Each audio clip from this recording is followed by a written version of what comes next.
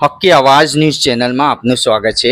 Dabhoi Vadodara highway પર ભયજનક diversion દાદર નદીના પુલનું કામ વિલંબન અકસ્માત ઝોન બનતા ડભોઈ પોલીસ એક્શનમાં। ડભોઈ તાલુકાના રાજલીથી ભીલાપુર વચ્ચે દાદર નદી પર બની રહેલા ઓવરબ્રિજનું કામ છેલ્લા 1 વર્ષ કરતાં વધુ સમયથી કાચબા ગતિએ ચાલી રહ્યું છે।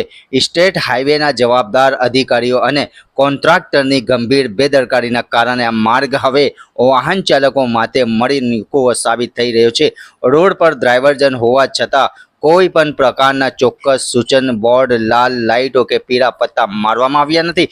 માત્ર થોડા કાચા પટ્ટા લગાડવામાં આવ્યા છે જે રાત્રિના અંધકારમાં વાહન ચાલકોને બિલકુલ દેખાતા નથી।